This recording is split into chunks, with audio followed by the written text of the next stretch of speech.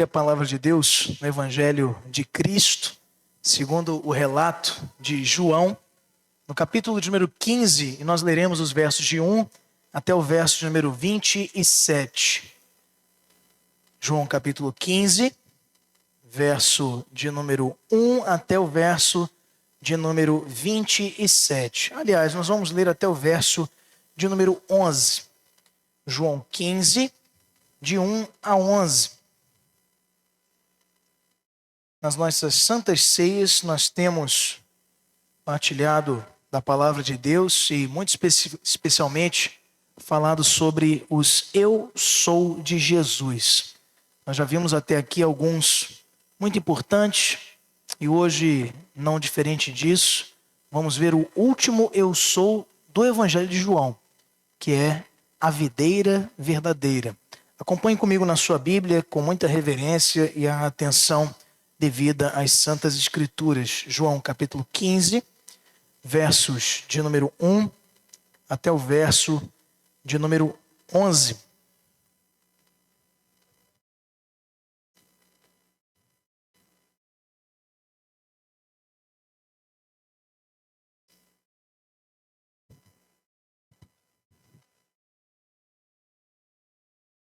Eu sou a videira verdadeira, e meu pai é o agricultor.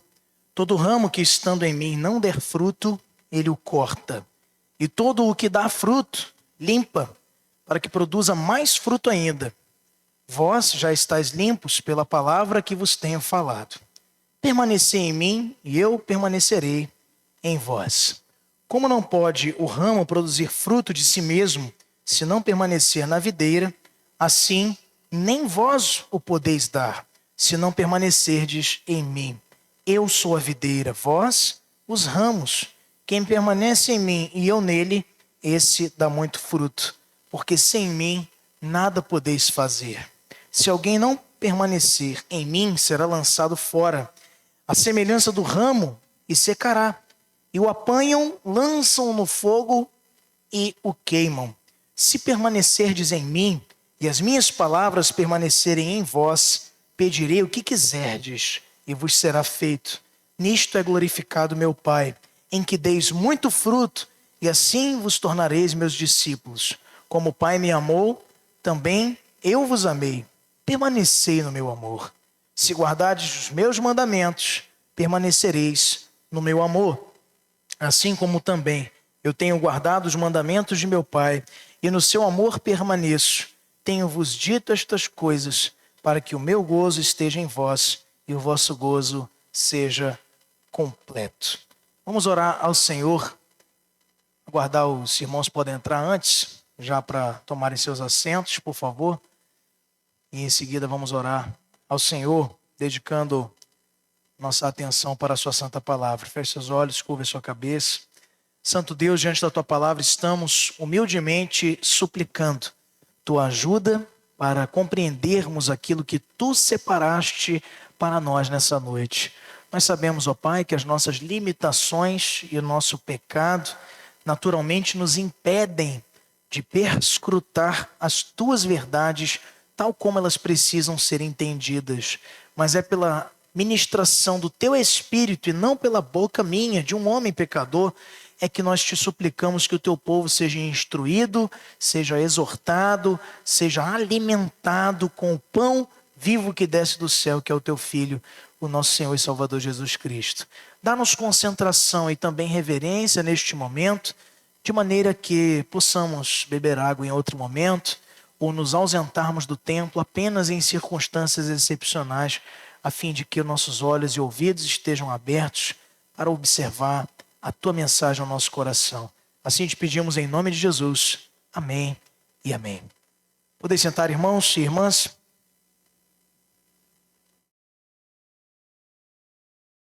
Eu sou a videira verdadeira. No dia 24 de maio de 1976, portanto, há mais de 50 anos atrás, ocorreu um dos acontecimentos mais surpreendentes da história da viticultura. E eu já vou explicar, você já vai entender. realizado um evento em Paris pelo comerciante britânico Steven Spurrier. A competição desta data, 24 de maio de 76, ficou conhecida como o Julgamento de Paris. Vou repetir, o Julgamento de Paris. Um dos mais renomados especialistas franceses estiveram ali em Paris, na capital francesa, para uma degustação às cegas de vinhos prestigiados e muitos deles envelhecidos do melhor cabedal. E dali comprariam ou comparariam os melhores vinhos da França com os melhores vinhos norte-americanos, da Califórnia, até então considerados em muito inferiores aos vinhos franceses. E uma das razões é por conta da experiência francesa na viticultura, como também pela questão do clima muito mais favorável no contexto da capital parisiense.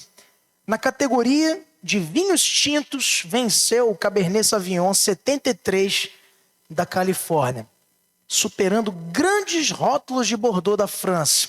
Entre os vinhos brancos, o primeiro lugar ficou com o Chardonnay 73, também da Califórnia, derrotando prestigiados vinhos da Borgonha. E esse acontecimento, na época, foi tão impactante que transformou para sempre a percepção mundial sobre a qualidade das uvas empregadas para a feitura dos melhores vinhos. Descobriu-se, depois, estudando-se o porquê desta surpreendente vitória dos vinhos californianos para com os vinhos franceses de tradição e de gosto já certificado por especialistas, que existiam outros fatores associados à qualidade da uva que resultaria no processo de preparação do vinho na qualidade de um bom vinho. Como, por exemplo, podas rigorosas. As árvores da Califórnia eram melhor podadas do que as árvores francesas, as videiras. Manejo cuidadoso dos ramos para se não perder a essência da uva. Controle de irrigação, tratamento de solo, preservação constante do tronco principal. Frutos premiados eram apenas a manifestação final de uma preocupação de anos com a árvore. A lição desta ilustração, que pode parecer não ter sentido algum para hoje, é que não existe fruto sem processo. Não existe qualidade do fruto sem conexão com a árvore. Em contrassenso com esta episódica, né? Com este episódico julgamento de Paris, atualmente nós temos visto, cada dia que se passa, uma geração voltada cada vez menos com processos, ansiosa e marcada pelos resultados, mas sem sacrifícios, sem relacionamentos, sem custo. Busca-se nas igrejas curas sem devoção ao Senhor. Buscam-se nas comunidades cristãs paz sem arrependimento. Buscam-se nos grupos de ajuntamentos de crentes alegria, prazer sem santidade. E querem a herança do reino sem serem amigos do rei.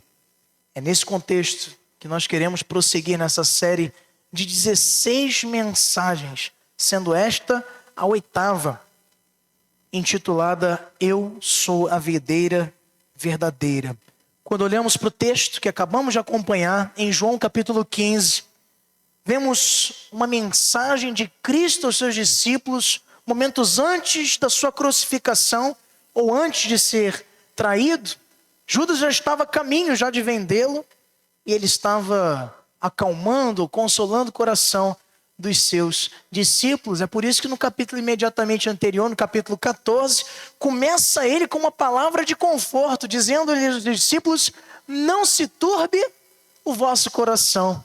Creiam em Deus, creiam também em mim. Na casa de meu Pai há muitas moradas. Se não fosse assim, eu não vou-lo teria dito.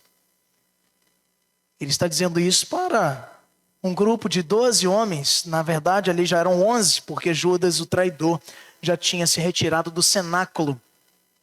E nesse contexto está Jesus transmitindo paz ao coração de um grupo de homens que está prestes a se despedir do melhor amigo, do seu mestre, do seu Senhor.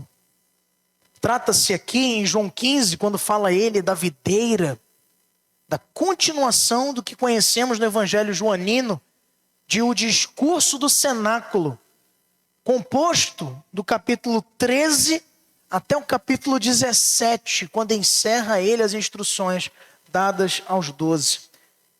O contexto imediato é marcado pela proximidade da cruz, da via crucis, da preparação dos discípulos para um tempo onde precisariam exercer ainda mais a sua fé, tendo em vista que o mestre não estaria mais ali ao seu lado. Mas, por isso é que no capítulo 15, no capítulo 14, no capítulo 16, de maneira muito especial, ele fala de um outro Paráclitos, o Consolador, o Espírito Santo que viria a confirmar os passos dos 12 e dos demais discípulos e fazendo-los lembrar de tudo aquilo que Jesus havia ensinado a eles. Pedro acabava de ouvir a profecia da sua própria negação em João 13:38. Os discípulos estavam sendo conduzidos para uma mesa como esta, a noite mais difícil da vida deles. O Getsêmani esperava as transpirações severas de sangue do nosso Senhor, que tinha diante dele o caminho cabal da oferta que nos tiraria o pecado. A prisão batia à porta. E justamente nesse cenário de despedida, nesse cenário de incertezas, nesse cenário dramático, Jesus escolhe uma das imagens mais profundas de todo o Evangelho para explicar o que sustentaria os seus discípulos quando ele não estivesse mais fisicamente presente com eles. Para um judeu, a imagem da vida está fortemente associada também pelo contexto agrícola, mas também pelo contexto das manifestações proféticas de Deus através dos homens que levantou como seus oráculos, mensageiros, dizendo sempre ao povo a imagem da videira, da oliveira, do tronco, da árvore, do toco, do renovo. A árvore estava ligada dentro do sentimento daqueles que estavam ali ouvindo a Jesus. Israel era frequentemente ilustrada pelos profetas como uma videira plantada, no Salmo 80, de 8 a 16, em Isaías 5, de 1 a 7, em Jeremias 2, 21. Mas apesar de todos os privilégios que aquela nação recebera, o povo escolhido de Deus, o povo que se chama pelo nome de Deus, apesar disso, aquela nação fracassou na sua missão de produzir os frutos que Deus esperava que produzissem. E é nesse contexto que Jesus irrompe com uma esperança revolucionária terrena que muitos daqueles discípulos sentados à mesa com ele no cenáculo possuíam, de que ele viria restaurar a sorte de Israel, mas não apenas no tocante ao aspecto espiritual, mas principalmente militar, político e humano.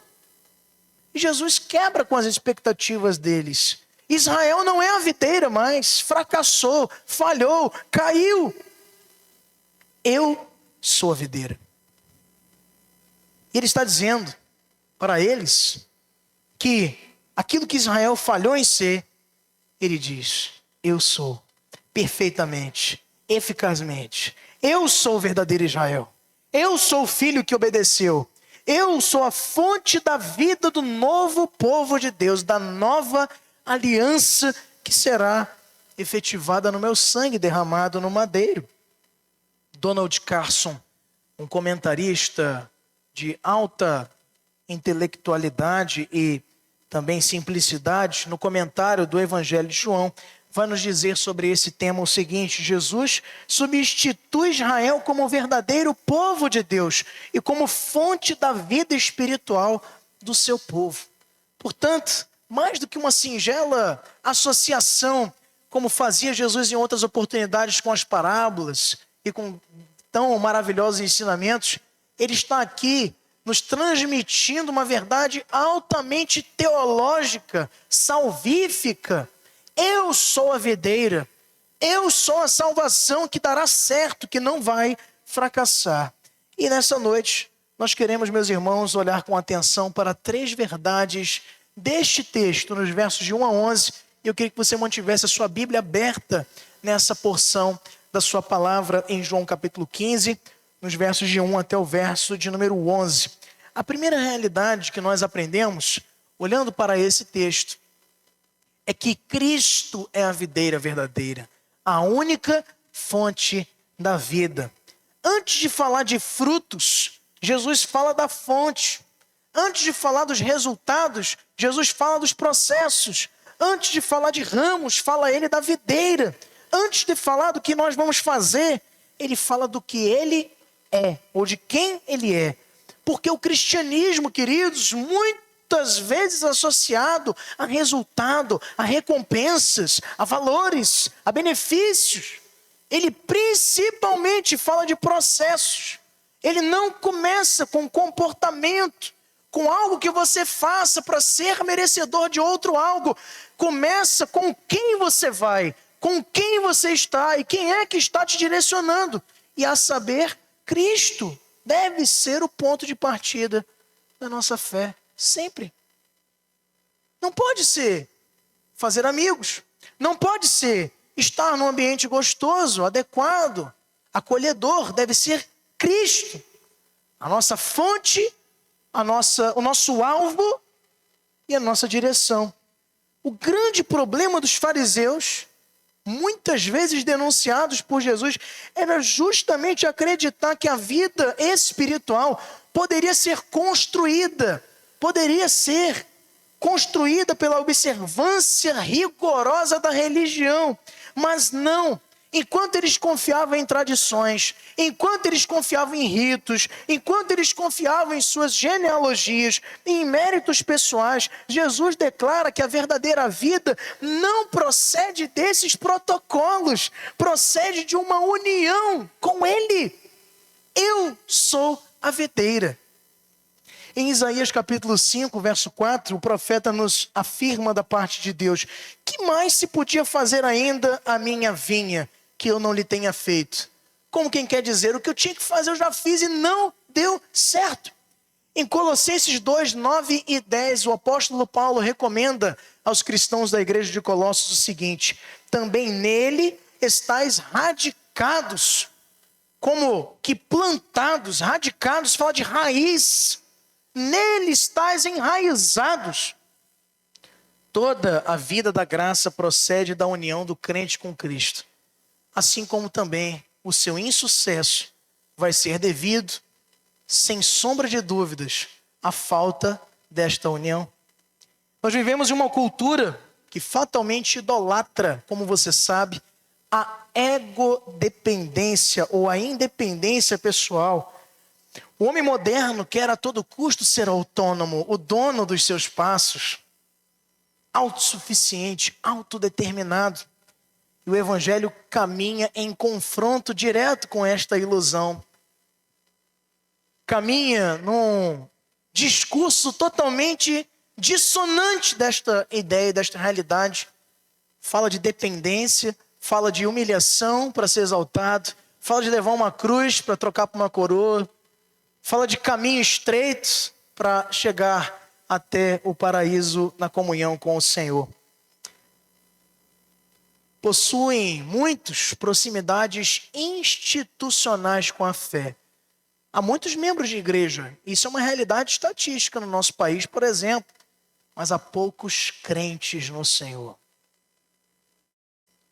Pois, se a mesma estatística que revela o número de membros crescente e interessante, curioso, registrando quase 1/3 da população brasileira dentro da fé evangélica, certamente outros índices também seriam muito distintos se todos esses que são cotados entre os evangélicos no Brasil fossem também fiéis praticantes da palavra de Deus. eu tenho certeza que o número de homicídios seria menor, que o número de crimes violentos seria menor, que o número de suicídios seria muito menor e que diversos outros índices negativos seriam diferentes. Muitos possuem proximidade institucional, têm crachá da fé, mas não têm coração com Cristo, ligação na videira. O ramo pode até parecer vivo há algum tempo, estando desligado da videira. Nós fizemos recentemente uma poda, por que não dizer, Jonatas Paulino, uma retirada, uma remoção de uma árvore que há muito tempo me inquietava por impactar a visibilidade da fachada da igreja. E o resultado foi imediato. Quando se tirou, parece que abriu uma clareira na igreja. E aí me perguntaram, nossa equipe que voluntariamente se dispôs a fazer isso, nossos irmãos aqui da IPA, pastor, e onde é que a gente joga esses galhos? Falei, bom, como a gente não tem dinheiro para mandar levar aí, joga no fundo do terreno aqui e vamos esperar o tempo fazer o seu trabalho. E vai, porque está chegando o verão, daqui a pouquinho já vai estar tudo sequinho, tá? Mas olha, eu desafio você quando acabar o culto, aí dá uma olhadinha lá. Verde. Ainda tem folha verde no galho lá. Mas tá fora, não tá pegando nutrientes do solo. Tá cortado, tá morto. Mas parece vivo. Assim é também a realidade de muitos que fora da videira acham ter vida, mas só por um pouquinho de tempo. Porque daqui a pouco chega o verão, o sol causticante e queima e mostra a inafastável realidade de morte em que se encontram muitos de nós. Sem ligação à videira, os ramos inevitavelmente morrem, secam e caem. A grande pergunta não é se estamos perto da videira, se parecemos com a videira, se temos cheiro de videira, pedigree de videira. Não é essa a pergunta. A pergunta que você deve fazer sempre é: você está ligado na videira? Você é um ramo da videira? Porque não existe vida espiritual fora de Cristo. Ele é a videira verdadeira. Ele diz no verso de número 1 até o 3. Eu sou a videira verdadeira e meu pai é o agricultor. Todo ramo que estando em mim não der fruto, ele o corta. E todo que dá fruto limpa para que produza mais fruto ainda. Vós já estáis limpo pela palavra que vos tenho falado. Ele é a videira verdadeira. Em segundo lugar, irmãos, nós aprendemos ainda com esse texto que nós somos chamados a permanecer em Cristo, numa comunhão que se chame ou se perceba constante e não apenas eventual, esporádica. Tem gente que tem comunhão só de datas especiais, datas festivas. Eu sou cristão, hein, pastor? Sim, é verdade. No Natal, na Páscoa, no Ano Novo, nas confraternizações. No dia que não tem nada especial, no dia que chove muito, nos desafios da vida pessoal que temos, onde temos também que testemunhar a Cristo, ali a comunhão é que é testada verdadeiramente. No verso de 4 a 8, ele nos diz o seguinte: permanecei em mim e eu permanecerei em vós. Como não pode o ramo produzir fruto de si mesmo, se não permanecer na videira, assim nem vós o podeis dar, se não permanecerdes em mim. Eu sou a videira, vós os ramos. Quem permanece em mim e eu nele, esse dá muito fruto, porque sem mim nada podeis fazer. Se alguém não permanecer em mim, será lançado fora. A semelhança do ramo, e secará, e o apanham, lançam no fogo e o queimam. Se permanecerdes em mim, as minhas palavras permanecerem em vós, pedireis o que quiserdes e vos será feito. Nisto é glorificado meu Pai, em que deis muito fruto e assim vos tornareis meus discípulos. Nós somos, meus irmãos e minhas irmãs, chamados constantemente a permanecer em Cristo. Pois, como decorrência lógica da primeira verdade, se Ele é a videira verdadeira, fora dele somos ramos prestes e ameaçados de secura e morte. Depois de apresentar a fonte da vida, falando a seu próprio respeito, Jesus agora nos mostra como que a nossa vida nele precisa ser experimentada. E a palavra-chave aqui no grego menô é permanecer, cujo termo ele repete algumas vezes nesse texto. Nesses 11 versículos, você vê a frequência com a qual Jesus aqui repete: permaneçam, permanecer, aquele que permanecer, permanecerei. Esse verbo, menô, aparece repetidamente e comunica uma ideia de continuidade, constância, habitação permanente. Jesus não convida os seus discípulos, queridos irmãos, para visitas ocasionais. Jesus não convida os seus discípulos para uma admiração esporádica das suas verdades. Não. Ele convida os seus discípulos a permanecer nele, na videira. Ele nos chama para uma vida inteira de comunhão, não para experiências particulares e maravilhosas que duram pouco tempo, poucos dias e poucas semanas. No Salmo de capítulo número 1, verso número 3, fala-nos do justo e do ímpio. Características de um e de outro, começando o cancioneiro do livro dos Salmos. E falando do justo, terminando a descrição de como é o justo, o salmista nos diz: ele é como uma árvore plantada junto às correntes das águas, ou em outras versões, a ribeiros de águas. Em João 8,31, falando-nos também da sua realidade, como a palavra, a verdade encarnada de Deus, ele nos diz, o Senhor Jesus: se vós permanecerdes na minha palavra, vós verdadeiramente sois meus discípulos. A vida cristã não cresce, queridos, pela proximidade ocasional com Cristo, mas pela permanência constante nele. O maior inimigo da espiritualidade talvez não seja o ateísmo. O maior inimigo da espiritualidade genuína, verdadeira, é a superficialidade. O inimigo, o adversário das nossas almas, muitas vezes não quer que você apostate da fé. Não precisa isso. É muito melhor tê-lo aqui, sob as suas rédeas, crendo que você é um crente quando não é. Sendo um galho que está prestes a morrer e nunca esteve ligado ao tronco, à videira verdadeira, que é Cristo. Vivemos num ambiente cercado de distrações. Temos tempo para tudo. No nosso devocional nunca encontra espaço para estar na nossa agenda. Temos tempo para tantas futilidades e tão pouca disposição para cultivar a comunhão sincera com o Senhor da nossa vida. Muitos desejam crescer na caminhada com o Senhor, desejam amadurecer na fé, mas não têm se esforçado em nada para isso. Desejam ser profundos na intimidade com o Senhor, experimentar das delícias que o Pai tem reservado para todos aqueles que Ele escolheu e comprou com seu sangue, mas fazem isso sem oração, sem espírito de humildade.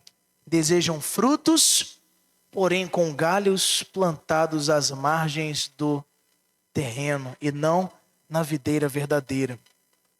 A vida espiritual ela não cresce por acidente, como as uvas premiadas da Califórnia também não foram reconhecidas mundialmente no julgamento de Paris em 76, por acaso.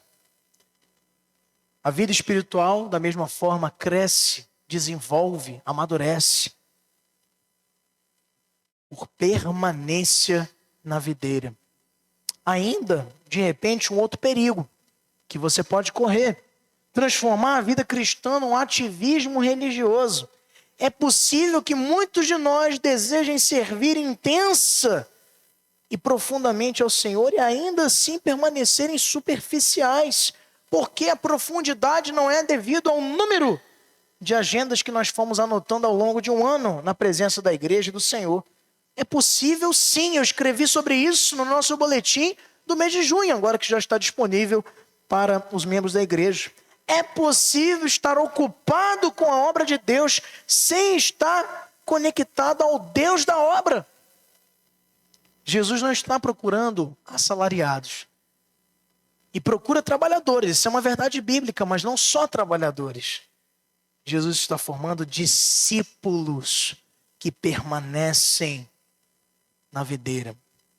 Quanto mais eu e você permanecemos em Cristo, mais a vida proveniente dos nutrientes, das riquezas ofertadas no caule, onde estamos enxertados ali como seus ramos, quanto mais estivermos ali, mais a vida de Cristo aparece em nós.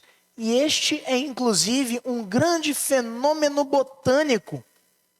Se você não sabe, é possível colocarmos ramos de outras espécies de plantas no tronco da principal e devidamente preparado ali com os fertilizantes, com todo o aspecto necessário e técnico, aquele ramo tornar-se-á parte da árvore principal, assumindo até mesmo as suas características. Assim é conosco. Quando somos retirados da lama do pecado, da perdição eterna, da condição de cegueira e confusão em que nos encontrávamos, e Cristo nos enxerta na videira, que é Ele, para que agora as nossas características passadas fiquem esquecidas e se sobressaia em nós as implicações do caráter do nosso Senhor. Em terceiro e último lugar, irmãos, nós vemos ainda nesse texto que o Pai poda e produz frutos para a sua glória. Todo o que dá fruto limpa, para que produza mais fruto ainda. Nos versos de 8 a 11, esta é a realidade. E ele ainda avança para nos explicar que nisto é glorificado o meu Pai, em que deis muito fruto e assim vos tornareis meus discípulos. Como o Pai me amou, também eu vos amei. Permanecei no meu amor. Se guardardes os meus mandamentos, permanecereis no meu amor. Assim como também eu tenho guardado os mandamentos de meu Pai, e no seu amor permaneço. Tenho-vos dito estas coisas, para que o meu gozo esteja em vós, e o vosso gozo seja completo. Mas veja comigo o verso de número 2, para completar a nós esta ideia. Todo ramo que estando em mim não der fruto, ele o corta. E todo o que dá fruto limpa, para que produza mais fruto ainda. Vamos ler todos juntos o verso de número 2. Todo ramo que estando em mim não der fruto, ele o corta. E todo o que dá fruto limpa, para que produza mais fruto ainda.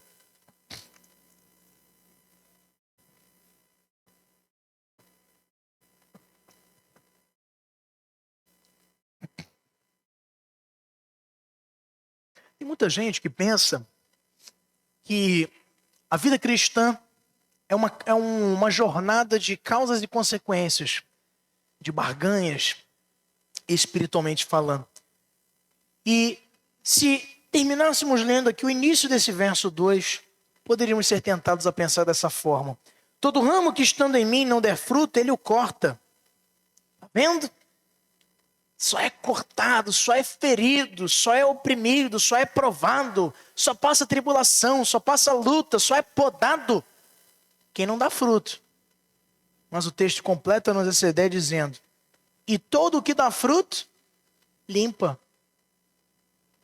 Limpa, para que produza mais fruto ainda.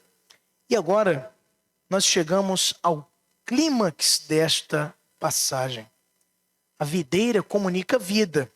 A permanência na videira mantém esta vida em conexão.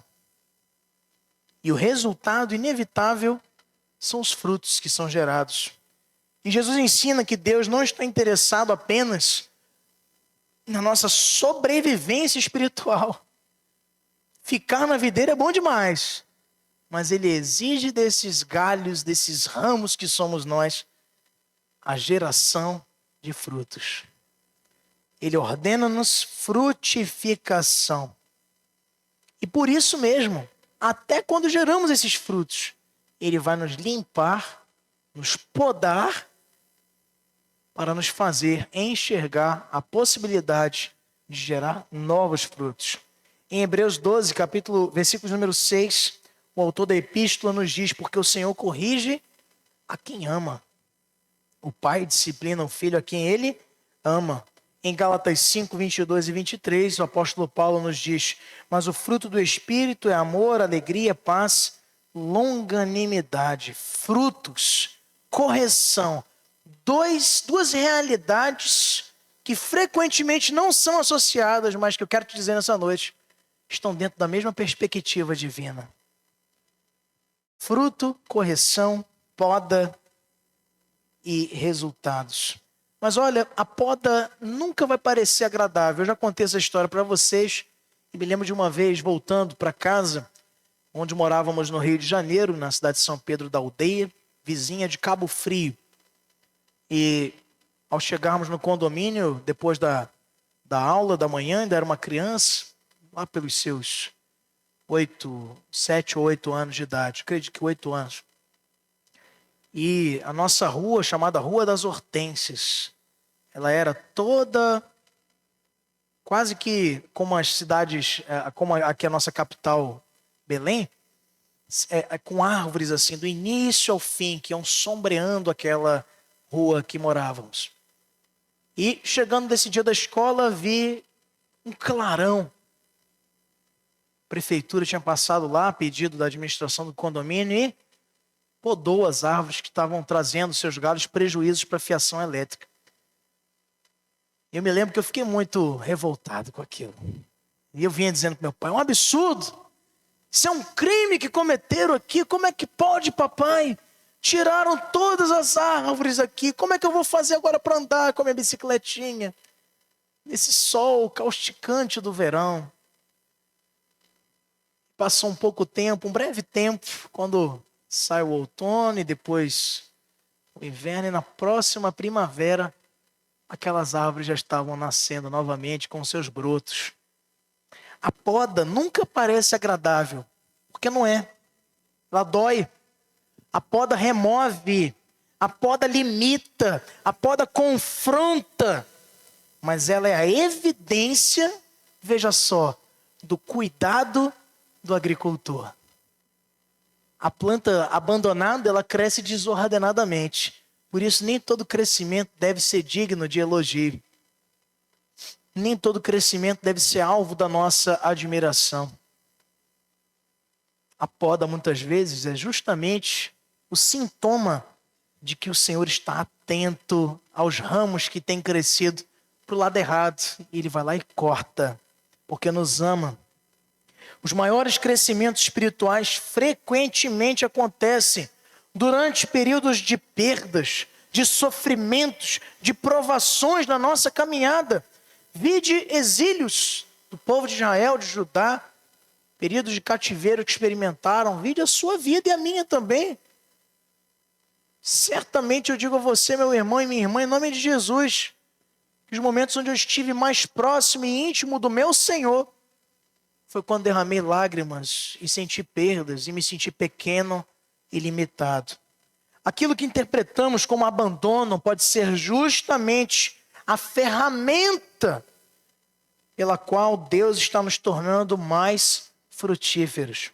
A nossa geração, ela associa o amor à ausência de sofrimento, o que não é compatível com a verdade bíblica. Porque Deus associa amor não a uma vida pacífica e sem problemas, associa amor à transformação, porque Ele não te chamou, não me chamou e não chama os seus filhos para uma vida confortável, mas para uma vida transformadora. Ele quer filhos semelhantes ao seu Filho, a Cristo. E o objetivo final de toda essa obra aparece no verso 8, como acabamos de ler. Nisto é glorificado meu Pai, em que deis muito fruto.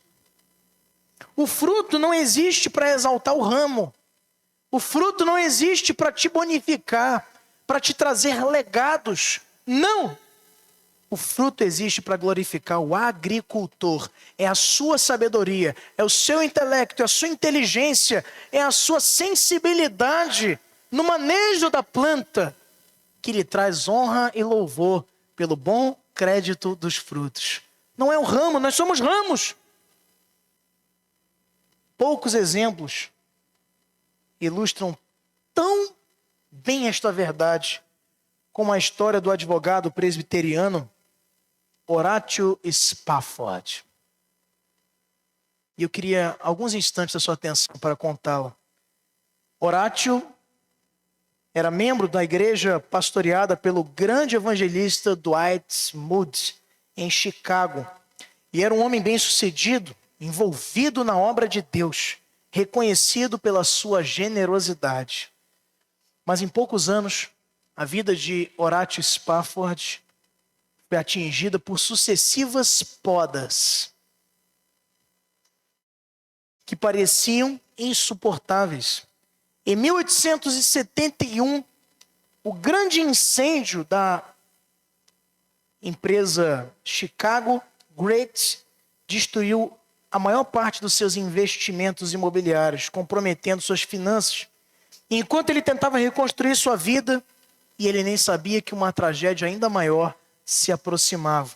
Em 1873, apenas 2 anos depois, devido a compromissos de trabalho, Horatio Spafford enviou sua esposa e suas 4 filhas para a Europa, planejando lá encontrá-las alguns dias depois.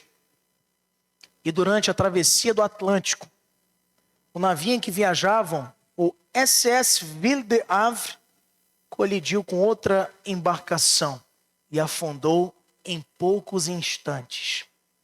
Das 4 filhas do casal, Annie, Maggie, Bessie e Taneta, nenhuma sobreviveu.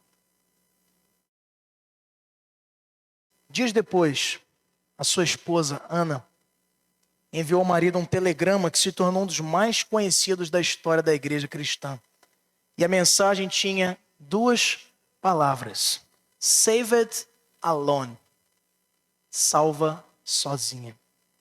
Spafford embarcou às pressas, desesperado, para encontrar sua esposa.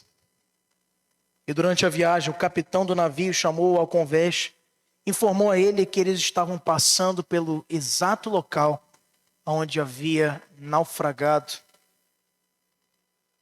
o SS Ville de Havre e que vitimou suas 4 filhas, que nunca foram encontradas, diga-se de passagem, e estavam desaparecidas nas águas profundas do Oceano Atlântico.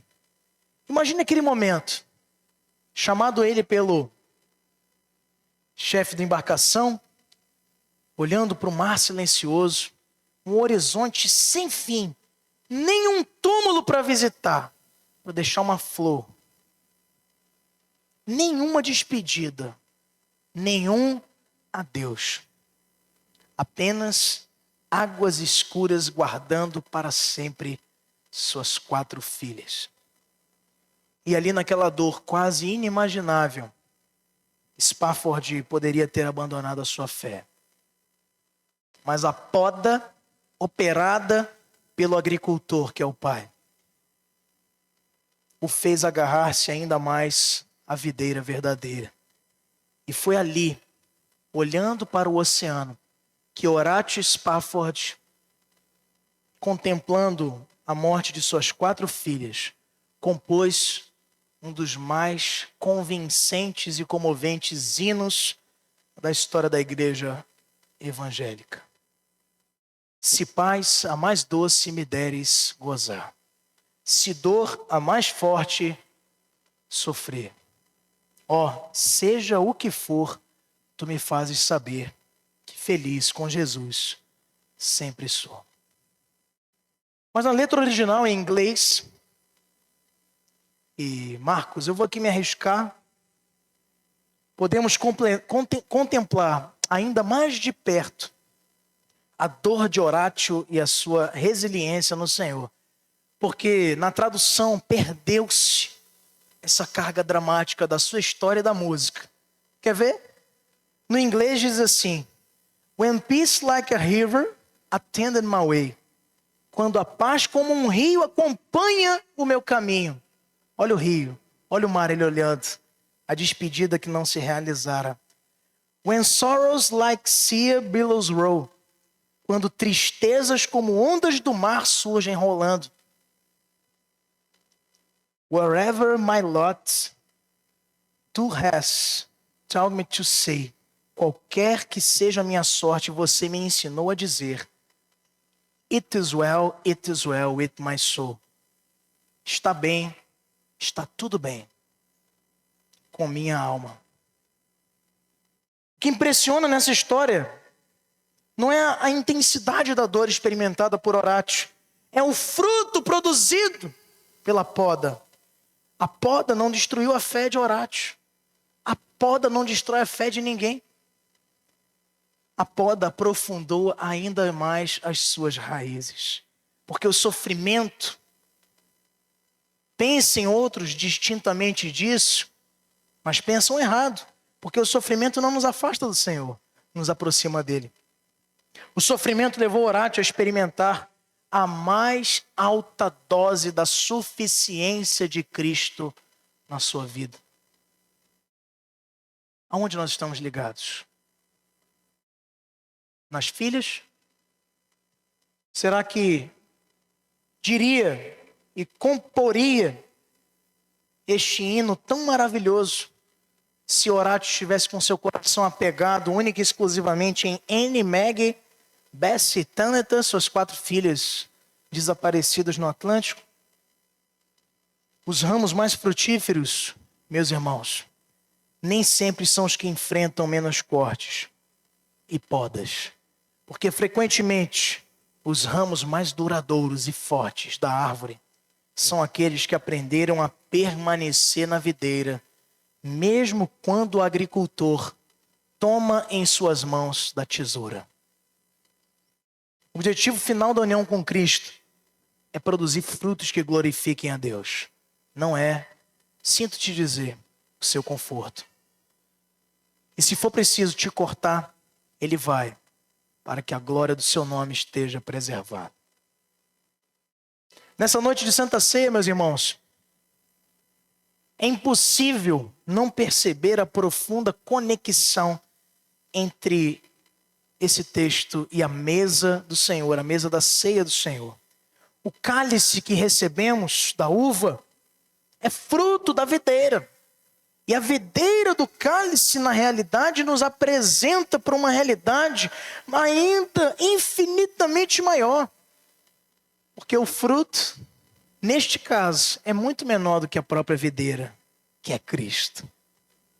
A videira verdadeira, a fonte da vida, a sustentação dos ramos, o Senhor que com a sua obra nos uniu a si próprio.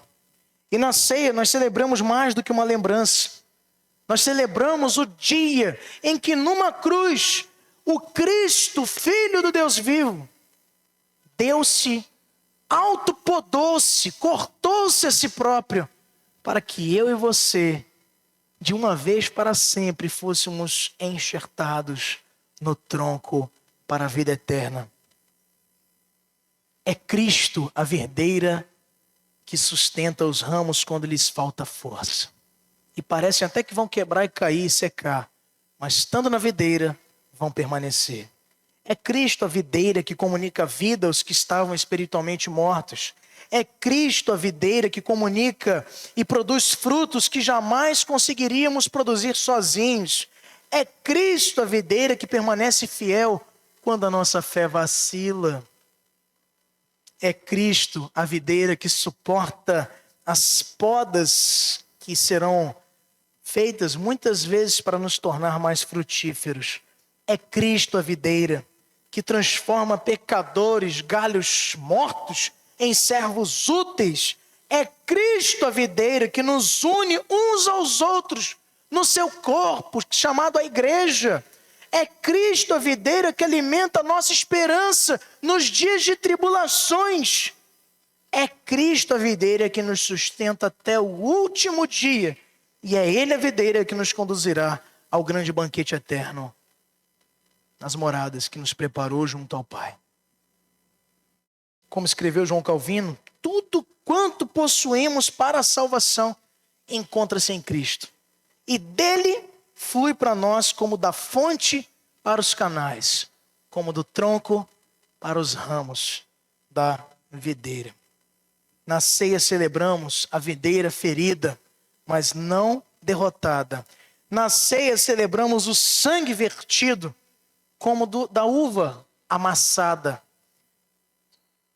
Na ceia celebramos os ramos que foram enxertados e o fruto que continua sendo produzido. E nesta 8ª Santa Ceia de 2026, Jesus quer nos relembrar e afirmar, queridos irmãos, eu sou a videira verdadeira. Eu sou a fonte da vida. Eu sou a sustentação dos ramos. Eu sou a origem dos frutos, o centro da comunhão, o Senhor celebrado na mesa e suficiente para sempre. Eu sou a videira verdadeira. Examine a sua vida com Cristo. Você está apenas próximo da videira ou verdadeiramente você está ligado a ela? Persevere na comunhão diária. A frutificação é consequência de permanecimento nele. E em terceiro e último lugar, receba todas as podas de Deus com fé, com resiliência, como Horatio Spafford. Pois o agricultor nunca corta para destruir, não. Ele corta para aperfeiçoar e para multiplicar os frutos. Eu sou a videira. Que Deus nos abençoe com a sua palavra, irmãos. Nós queremos chamar aqui à frente o nosso grupo de louvor para já tomar seus postos, para nos auxiliar, como também